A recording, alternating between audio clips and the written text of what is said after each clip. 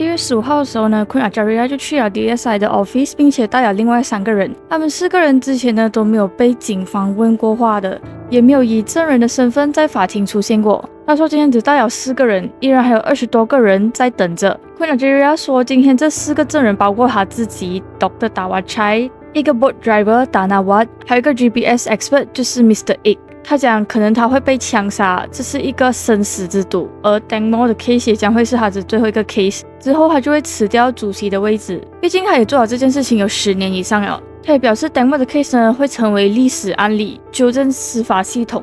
以往已经有很多类似这样的案件了，可是没有像 Tang Mo 的 case 这样多报道。Tang Mo 的案件是泰国需要感到丢脸的案件。他说依然还是有很多事情必须要纠正的，不是说因为是 Tang Mo。他想要大家知道，以后还是有可能会出现很多 Tang Mo 2、Tang Mo 3、Tang Mo 4。有些人可以扭曲事实，可以下达命令做任何事情，可以把黑转白，可以把白转黑。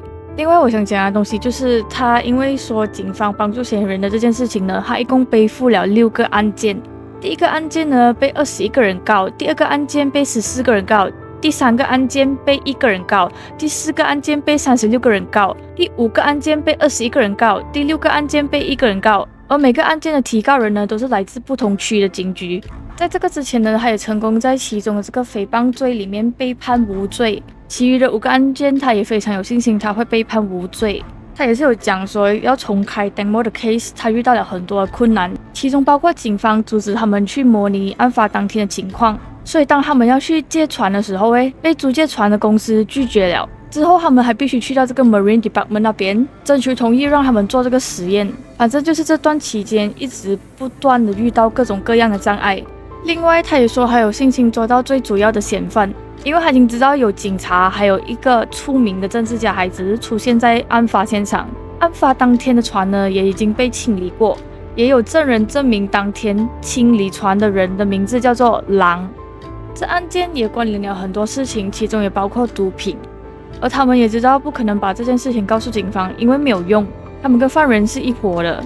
可是如果他交给 DSI 的话，就会是新的调查。另外一方面，关于船的 GPS， 新闻台也问过一家公司的 software expert， 这个是他们当时的 timeline。10点29分，当时的速度是8 knots。10点29分28秒的时候，当时的速度是3.3 knots。10点29分31秒，那个船的速度突然间去到10 knots。10点31分又回到了8 knots。之后10点34分就开始以6 knots 的速度转回去。可是根据大家所知道的，10点34分是 Tang Mo 掉下船的时间。为此 Mr. Ig 表示，在 GPS 方面有些 data 是不正确的，而有一部分的 data 是从来没有被公开过的。之前的 GPS 船上的人说他们去吃了东西，去拉玛巴桥然后回去，可是不是真的。当时 Kratik 在拉玛巴桥拍的照片， GPS 显示当时船并没有在拉玛巴桥。他也讲有些 GPS 的位置呢出现在非常可疑的地方，而这些是船上的人没有说出来的。从 GPS 上面看到的大概有30个可疑的地方，其中也包含了当天凌晨4点发现有人把船开出去又回来，可是媒体从来没有公开过这件事情。另外一个补充就是 Professor Bante 讲有人突然间 message 给他，然后告诉他我想给你一些 info， 虽然不知道能不能帮得上忙。而这个人讲呢，他跟船上的人是朋友。案发当天的时候10点45分到11点之间，才打电话给他，跟他讲说 Tang Mo 死了。他就问怎样死的，然后他就回答掉下船死的。他说他们已经找了 Tang Mo 1个小时了，可是都是找不到。新闻报道当时 Tang Mo 是10点34分掉下河的，不是咩？所以 Professor Bante 才会质疑，这样为什么在10点45分到11点的时候会说 Tang Mo 死了？他们还找了1个小时，何况才过了1个小时，你怎样知道 Tang Mo 已经死了？他们有3个因素怀疑 Tang Mo 早就不在船上了。第一， Tang Mo 跟 Kratik 在9点56分拍的照片是合成的，包括一些人体自然转动的角度等等。第二， Kratik 的照片是10点13分拍的，背景在拉玛巴桥，可是根据 GPS 的时间线，10点13分他们已经离开了拉玛巴桥的位置，有一段距离了。第三， Tang Mo 在9点56分回复 Anna， 可是 Tang Mo 的手机并没有显示在船上，也就是说有人用他电话回复 Anna。还有另一件要补充的事情就是，之前有个叫 DJ Pum 的人去做了一个模拟实验，看样子像是要看看到底人掉下去的话会不会被螺旋桨吸入。他就实验丢了一个黑色这样的东西，不知道是不是浮标来，然后他就给他滚下去，结果那个东西往下沉。Professor Bante 认为这个模拟最让人觉得困扰的是 DJ Poom 要模拟，可是又不要用人，那就算了，连船的 size、船尾的 size、engine 的 type， 就连船的型号跟螺旋桨都不一样。他讲 DJ Poom 用的是双螺旋桨，根本跟本来的船就不一样，因为本来船就只有一个螺旋桨。另外，这船可以坐很多人，跟案发当天的船根本不一样。可是Sam居然在法庭上面拿这个影片来解释。关于模拟实验，Lawyer Desha 说，现在已经过了调查阶段，法院不会再接受任何的证据，而且不管怎么样都是没有用的。就算你掉下去手被打到，或者是没有被打到，你都不会改变 Tangmo case 的结果。更何况这是 demo 罢了，又不是证据证明 Tangmo 是被谋杀。如果有证据的话，就拿去给 DSI 告诉他们是谁杀的。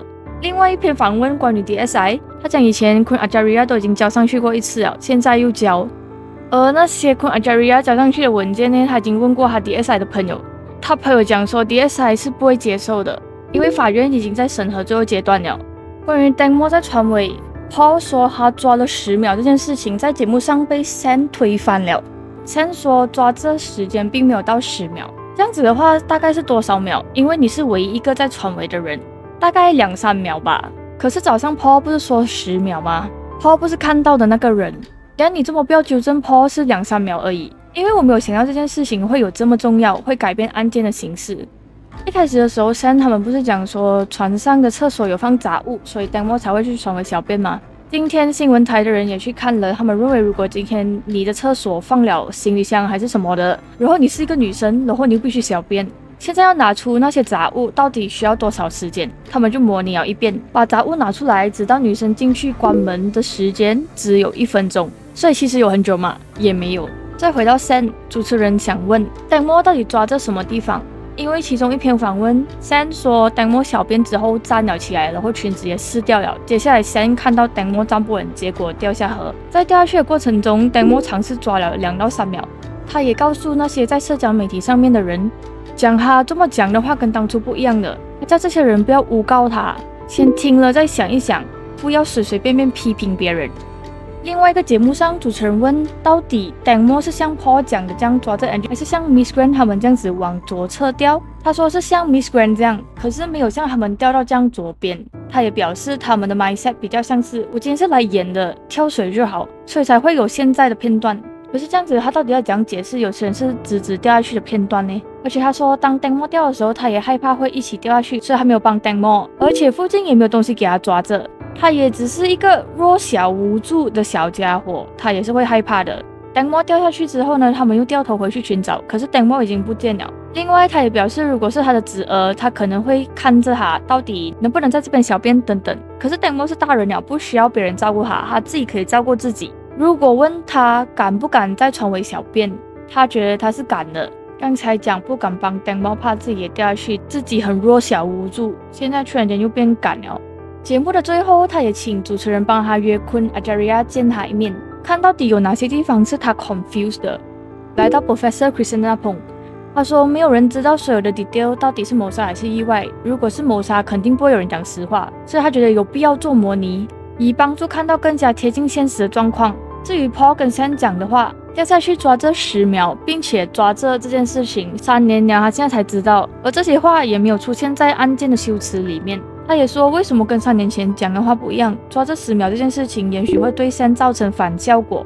他也想问 Sam 到底是掉了抓了再掉，还是抓了站起来摇晃再掉 ？Sam 必须确认清楚 ，Paul 也必须确认清楚，因为他们2个人的说法都不一样。新闻台讲，尸体除了那些伤口，整体来说是一个比较糟糕的 condition， 像是被人家打了一顿的样子。早在之前，搜救队确认 Tangmo 身上并没有发现干木、叶子以及手被捆绑在后的这种状况。可是今天他们去问了泰表示，关于干木叶子的部分是有的，他发现叶子都围绕在头发还有衣服上面。他也表示河中间不太可能有叶子漂浮，尤其是他们寻找 Dangmo 的那2天，一直来回寻找，他保证没有任何的叶子在河中间。所以对于 Dangmo 身上的叶子，他感到非常的困惑。另外，他也解释正常的溺毙通常是脸部朝上，可是 Dangmo 是脸部朝下。他也有跟 Dr. Pontip 讨论过尸体的状况，眼睛很像是被硬物打的。另外一方面，因为之前他有说过，他会不会有可能是在陆地上被拖着，然后到最后才丢进河里面，所以新闻台又去做了另一个实验。他们放了一堆干的叶子、新鲜的叶子，还有一些烂掉的叶子在地上，然后让工作人员躺下，然后再拉一段距离。结果发现有很多干叶子，还有非常少的新鲜叶子。接下来就是被拖过后丢进河里的状况。不管怎样，依然会有一定的数量粘在头发还有衣服上面。接下来另一个实验，他们放了叶子在河流让它漂浮。他们发现，在躺着的时间段，有些叶子还有烂掉的叶子会因为水而变得沉重，而往下沉。把工作人员拉上来过后，发现粘着头发的叶子非常少，少到几乎不可能。另外，新闻台问了大众到底相信 Sen 说的话吗？为此有94% 的人不相信，还有6% 的人相信他说的话。对于模拟实验 ，Professor Virachai 表示，虽然他没有反对这个模拟，只是其中有很多因素会造成不同的变数。第一，你没有喝酒，因为早前 Dangmo 的眼球里面找到了超过90 mg 的酒精。第二，现在你掉，你知道你会掉，可是 Dangmo 不知道它会掉下河，所以结果会不一样。关于泥沙，他也认为是没有用的，因为湄南河每段时间的状况都不一样，已经3年了，你不知道那个水是哪里来的，是不是同样的泥沙，没有人知道。1月17号，关于 Dangmo case 到底会不会被重开 ，DSI 代表人Waranasi Lam 表示，现在需要看2件事情。第一，大家必须明白，这个案件已经是在法院审核阶段，他们不方便插手。补充一下，最后一个证人在1月29号已经完成了给予证词，案件判决将会在2个月半左右就会有结果。第二，他们必须先审核交上来的资料。需要知道是起诉新的嫌疑人，是新的指控吗？等等，这些都会让 DSI 的执法人员先审核。另外，像刚才所讲的第一项，所以他们必须处理得非常小心。此外， Kun Ajaria 说，不管有没有重开案件，这件事情都不会这样子结束了，他会再重新起诉所有的人，其中不只包括船上的人，还有所有 handle Dangmo case 的人。Bang Jack 觉得有一张照片很奇怪。就是那一张船尾 engine 的照片，他讲如果你说8点半过后有任何一张 Dangmo 的个人照，他就承认他错了。8点半之前有照片有影片，8点36分就只有一张船尾的照片。他也质疑为什么不拍别的人或者是别的东西，只拍 engine。而且8点36分之后就再也没有任何照片了，别人电话里面也没有，所以这个就很让人质疑这段时间过后到底发生了什么事情。Dr. Pontip 说，从法院的判决里面就可以很清楚的看到证据并没有完全的被收集，没有人知道真相。我们可以知道案件从一开始就不寻常，可是不知道幕后的人是谁。记者问到他觉得后面的人是谁，他表示回答不了，已经超出范围了，但是一定是很大的，大到可以下令警方做所有事情。能确定的东西是肯定有局外人插手，而且可以控制警察还有检察官。被问到觉得 Dangmo 在河里面死亡还是陆地， Dr. Pontip 表示没有想过，因为还没有看见。可是能看到的是这个案件还有很多可疑的地方，可是以现在的司法制度来讲做不到。最重要的原因是因为第一，调查人员；第二，死者的直属亲人没有。他想问男朋友去了哪里，哥哥去了哪里，为什么都不出来，到底在害怕什么？这些人就会是案件的代表人。他也表示，这是他职业生涯里面，这是他第一次看到没有任何人代表死者寻求公道的，反而是整个泰国的人，包括外国的人都非常关注这个案件。他说最亲近的人就可以，又或者朋友。可是他说这些人也已经消失了。他也表示做这种事情有时候需要勇气。我们常常会看到那些做错的人会比那些没有做错的人还要有勇气。From 他的 perspective， 他觉得4月就有宣判的结果，只是看检察官他们的控诉是什么。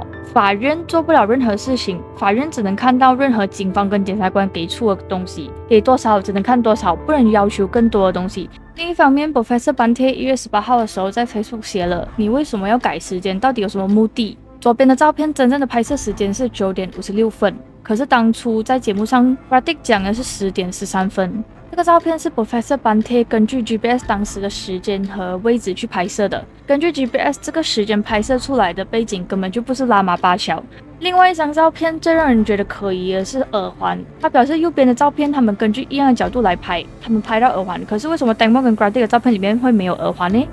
案发当晚，有一个 Grab driver 在12:46的时候载了 Grady 跟 Robert， 他们两个坐在后面，当时他并没有很在意。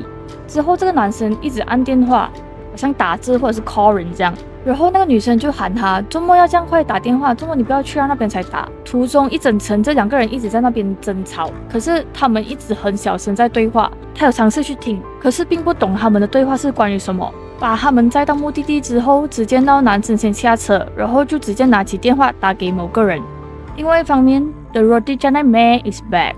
记者打给 May 问：“你觉得这次的模拟是觉得没有必要的吗？” May 觉得不是，他看成是一件非常好的事情。Dangmo 也来帮忙说1、2、3，可是说模拟会不会找到什么，这又是另一件事情。被问到 Paul 跟 Sam 的解释片段的时候 ，May 表示他们讲这些干嘛，很好笑。为什么要在那边讲是这样子，不是这样子？他不是很在意，不然还是说说看为什么要杀 Dangmo 好了。不管从左从右跳都跟 Dangmo 的死没有关系。记者问，所以 May 相信是谋杀吗？ May 说，在船上把我孩子杀掉是谋杀吗？不然你要叫什么？假谋杀还是偷偷谋杀？以前那个时候是没有证据，今天有了，而且还有很多证据。另外一个访问呢，在这之前他也没有想过要重开案件，因为他觉得很复杂，也没有新的证据。可是他看了 Kun Ajaria 他们的实验，他想要重新开启 Dangmo 的案件。他也表示从一开始他就不相信 Dangmo 死于意外，他有证据在手，可是不能公开，需要跟 Kun Ajaria 跟 Professor Bante 咨询先。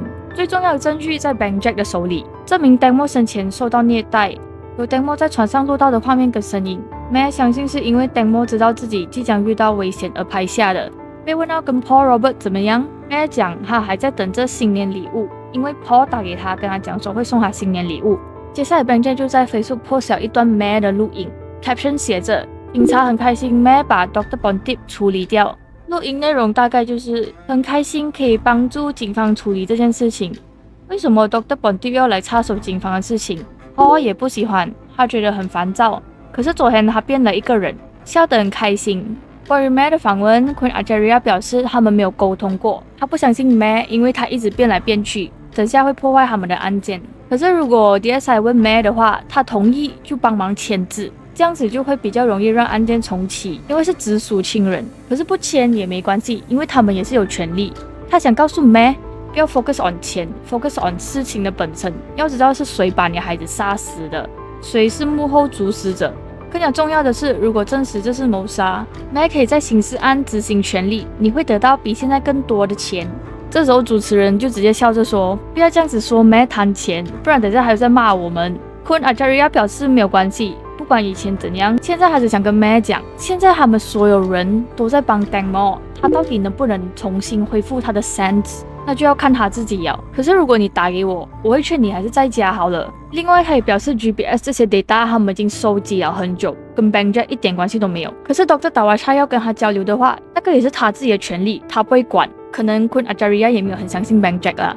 1月19号 ，Lawyer Rona Rong 带了一个叫做 Tong 的灵媒去跟 Dangmo 沟通。已经过去3年了 ，Dangmo 还在这个地方，哪里都没有去，每天都感觉到很冷。从现在3月到5个月，所有可疑的事情都会一一被破解。船上的其中一个人会讲3次，3次的答案都会不一样，而最终那个人会把真相说出来。6月到9月会有一个男生来帮忙。当被问到是自己掉下水的吗？他的回答是从别的地方。这个对话大家相不相信就是看个人了。这里有一个关于模拟实验的小插曲。就在模拟实验的前一天，记者打给 Sam 告诉他 Kun Ajaria 挑战 Sam 参加隔天的模拟实验。他让 Sam 饰演 Dangmo 在船尾小便，如果他 trial 没有受伤，他就给 Sam 100千；如果 Sam 有受伤，就给他5 million。以此 Sam 表示，我的朋友从船上掉下去死掉，你觉得我会用生命来跟你换这个100千吗？他表示，就算你给我1 million、2 million，我都不会去模拟的。